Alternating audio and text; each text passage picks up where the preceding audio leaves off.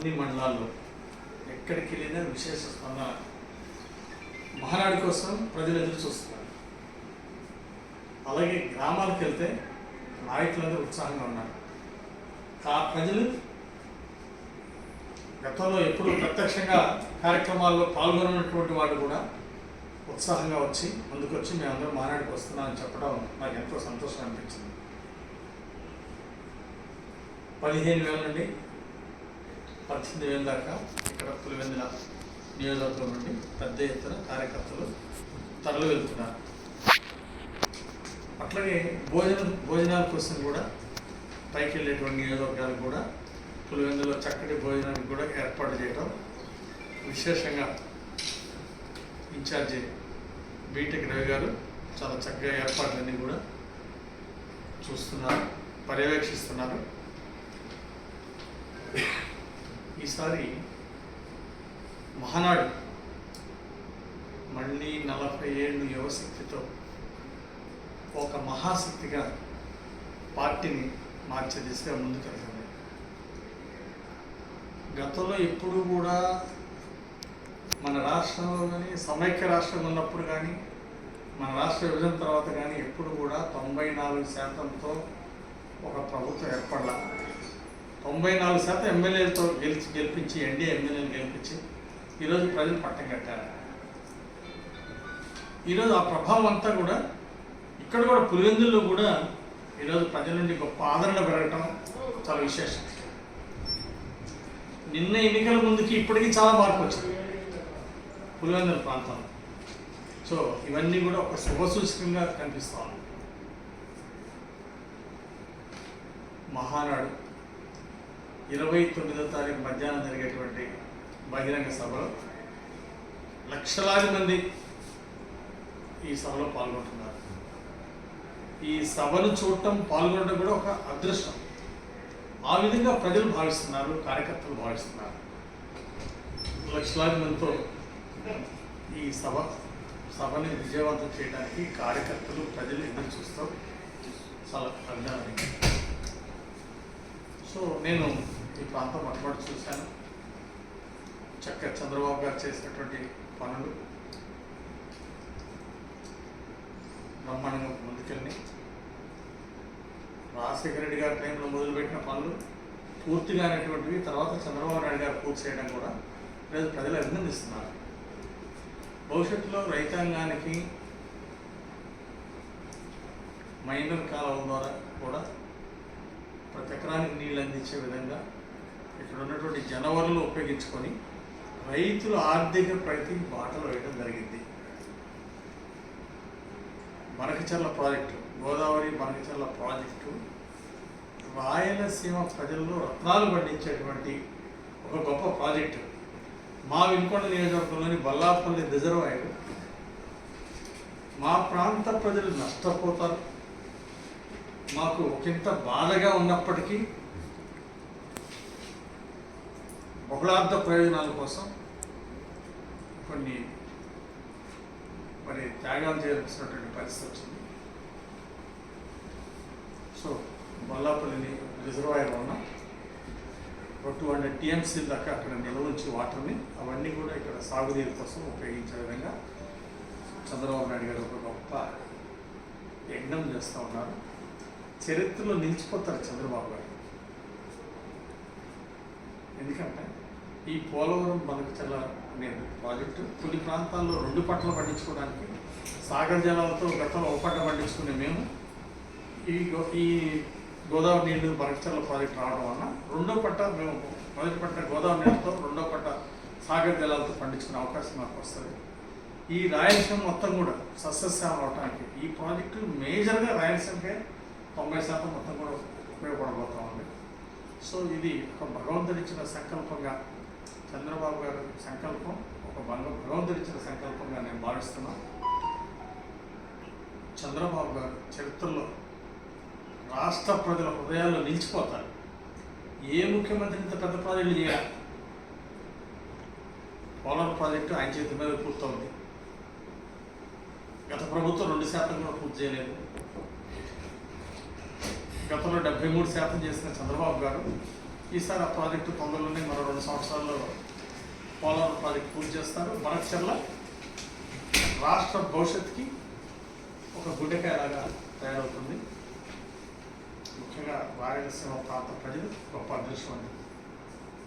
చంద్రబాబు గారు రాయలసీమ బిడ్డగా రాయలసీమ ప్రజల రుణం తీర్చుకుంటున్నానని నేను భావిస్తున్నాను. తప్పనిసరిగా ఈ రాయలసీమ ప్రాంత ప్రజలందరూ కూడా హార్టికల్చర్ పంటలు ఇలాంటివి పండించి దేశంలోని ఒక రోల్ మోడల్గా ఉండబోతున్నారు ఈ ప్రాంత రైతాంగం అంతా కూడా. ఈ రాయలసీమ రైతులు చూసి దేశవ్యాప్తంగా ఇతర ప్రాంతాల్లో కూడా మా ప్రాంతంలో కూడా హార్టికల్చర్ పంటలు మేము ప్రోత్సహిస్తున్నాం. రాయలసీమ రైతుల ఆదాయాన్ని చూసి మా ప్రాంత రైతులు కూడా మేము ప్రోత్సహిస్తున్నాం. భవిష్యత్తులో ఇతర రాష్ట్రాలు కూడా మన రాయలసీమను ఆదర్శంగా తీసుకునే పరిస్థితి వస్తుంది బనకచెర్ల పూర్తయిన తర్వాత. అలాగే గత ఎన్నికల్లో కూటమి విజయానికి ప్రధాన కారణం మరి లోకేష్ గారి యువగలం పాదయాత్ర సక్సెస్ అవడం. వేలాది కిలోమీటర్లు మరి వారు యువగలం పాదయాత్ర ద్వారా యువరక్తంలో చైతన్యాన్ని నింపారు. కూటమి గెలుపుకి మరి బాటలు వేసినటువంటి యువ నాయకుడు నారా లోకేష్ గారు. ఈరోజు 1 కోటి మంది క్రియాశీల సభ్యులు కోరుకుంటున్నారు. వర్కింగ్ ప్రెసిడెంట్గా తెలుగుదేశం పార్టీ, జాతీయ తెలుగుదేశం పార్టీకి వర్కింగ్ ప్రెసిడెంట్గా లోకేష్ గారి కావాలని ఈరోజు కార్యకర్తల హృదయాలను కోరుకుంటున్నటువంటి విషయం. దీన్ని ఖచ్చితంగా మహానాడులో మా అధినేత చంద్రబాబు గారి దృష్టికి తీసుకెళ్తాం.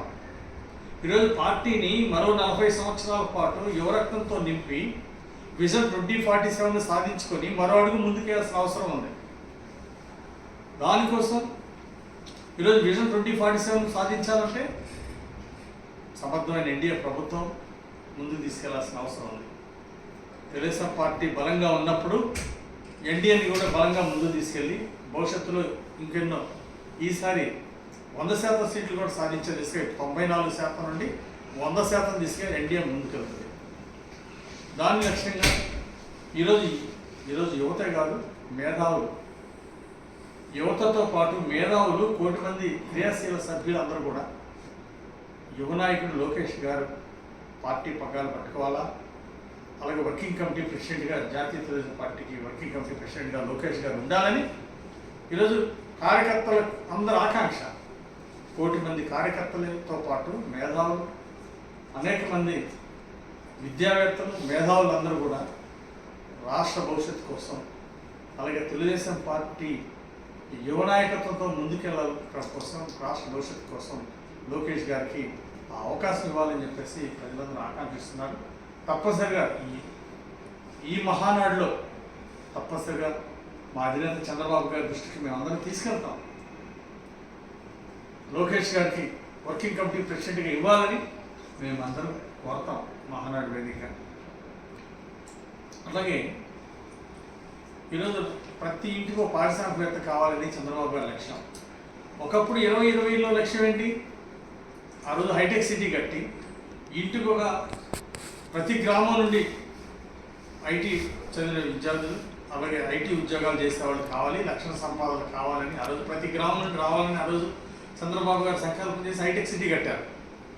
అదేవిధంగా ఈరోజు దేశ విదేశాల్లో ఎక్కడికి వెళ్ళినా సరే మన తెలుగువారు ఈరోజు ఐటీ జాబుల్లో లక్షలాది రూపాయలు సంపాదిస్తూ ప్రతి సంవత్సరం కనిపిస్తున్నారు. దానికి కారణం ఏమో ఆ రోజు చంద్రబాబు గారు విజన్ 2020 సక్సెస్ఫుల్గా పనిచేసింది కాబట్టి. దూరదృష్టి ఉన్న నాయకుడు, విజనరీ నాయకుడు చంద్రబాబు గారు.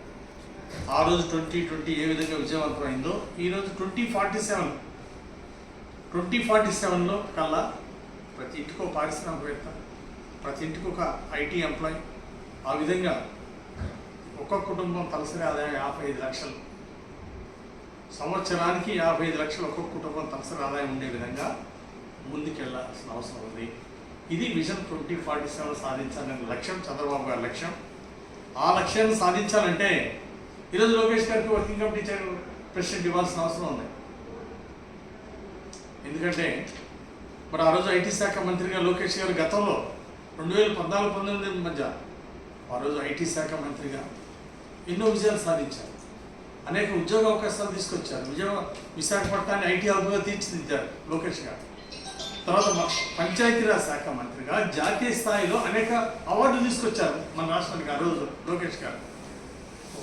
అలాగే ఈరోజు విద్యాశాఖ మంత్రిగా నంబర్ 1గా కొత్త సంస్కరణలు తీసుకొస్తూ విద్యాశాఖకే ఒక వన్నీ తీసుకొస్తున్నారు లోకేష్ గారు. ఈరోజు కార్పొరేట్ స్కూల్స్కి ధీటుగా ప్రభుత్వ పాఠశాలలు తీర్చిదిద్దుతూ ఉత్తమ ఫలితాలు సాధించడం జరిగింది. భవిష్యత్తులో ఇంకెన్నో గొప్ప ఫలితాలు సాధిస్తారు లోకేష్ గారు. ఒక వాట్సాప్ ద్వారా ప్రజలకి అసలు ఆఫీస్కి వెళ్ళకుండానే ఈరోజు వాట్సాప్ సేవలు అందించే విధంగా ఈరోజు అనేక సేవలు సుమారు 150-200 పైన, అంటే రేషన్ కార్డు అప్లై చేయడం దగ్గర నుండి అవన్నీ కూడా ఈరోజు వాట్సాప్ సేవల ద్వారా లోకేష్ గారు కొత్త విధానాన్ని తీసుకొచ్చి ప్రజలకు మెరుగైన సేవలు అందిస్తున్నారు. సో ఒక మంత్రి పదవి బాధ్యత చేసిన నంబర్ 1గా చేశారు. ఎన్టీఆర్ ట్రస్ట్ ద్వారా బాధిత కుటుంబాలను హత్య గావించబడి కుటుంబం రోడ్డు మీద పడితే అలాంటి కుటుంబానికి పిల్లల్ని చదివించారు లోకేష్ గారు. కార్యకర్తలు యాక్సిడెంట్ అయ్యి ఇబ్బంది పడితే వేలాది మందిని ఆదుకున్నారు. ఈ విధంగా ఎన్టీఆర్ ట్రస్ట్ ద్వారా కూడా గతంలో జరిగిన దానికంటే భిన్నంగా చాలా గొప్పగా చేశారు. ఎన్టీఆర్ ట్రస్ట్ ద్వారా కూడా కార్యకర్తల సేవలు అందించినటువంటి లోకేష్ గారు చేసిన సేవలు మర్చిపోలేము. అలాగే పార్టీ క్రియాశీల సభ్యత్వం ఒకప్పుడు దానికి ఈరోజు రెట్టింపు చేశారు. దానికి కారణం ఎవరు? యువనాయకుడు లోకేష్ గారు. ఈరోజు ఒక జాతీయ ప్రధాన కార్యదర్శిగా లోకేష్ గారు ఎన్నో విజయాలు సాధించారు. పార్టీకి ఒక వెన్నుముకలా ముందుకు నడిపించారు. సో ఇలాంటి పరిస్థితుల్లో ఇంకా పార్టీ మరిన్ని విజయాలు సాధించాలంటే ఇంకా యువరక్తాన్ని ముందుకు మరో 40 సంవత్సరాలకి బాట వేయాలి. యువరక్తంతో విజయాలు సాధించాలంటే మరి లోకేష్ గారికి వర్కింగ్ ప్రెసిడెంట్ ఇవ్వాల్సినటువంటి ఆవశ్యకత ఉంది. దీన్ని రేపు మహానాడు ద్వారా మరి పార్టీ దృష్టికి తీసుకెళ్తామని ఈ సందర్భంగా తెలియజేస్తూ, రేపు పెద్ద ఎత్తున పులివెందుల నియోజకవర్గం నుండి మహానాడికి 15,000 మంది పైగా తరలి రావడానికి అందరూ సంసిద్ధం అవుతున్నారు. ఈ కార్యక్రమాన్ని పెద్ద ఎత్తున జయప్రదం చేయాలని కార్యకర్తలందరూ కూడా పిలిపిస్తున్నాం. బీటెక్ రవి గారి ఆధ్వర్యంలో ఇన్ఛార్జ్ గారు, అట్లాగే ఇక్కడ పరిశీలనలో వచ్చినటువంటి ఇక్కడ మిత్రులు ఆదినారాయణ గారు ఈ నియోజకవర్గానికి వారు సమన్వయకర్త. మరి వారికి కూడా ఈ సందర్భంగా నేను అభినందనలు తెలియజేస్తున్నాను. తప్పనిసరిగా ఈ నియోజకవర్గం భవిష్యత్తులో ఒక అభివృద్ధి బాటలో ముందుకెళ్తుంది. పార్టీ రోజు రోజుకి చాలా చక్కగా బాగా పుంజుకొని ముందుకెళ్తుంది. భవిష్యత్తులో మంచి మెజారిటీతో పులివెందుల తెలుగుదేశం పార్టీ జెండా రెపరెపలాడే దిశగా ఇప్పుడు పార్టీ ముందుకు నడుస్తోంది. తప్పనిసరిగా భవిష్యత్తులో ఘన విజయాలు సాధిస్తుంది.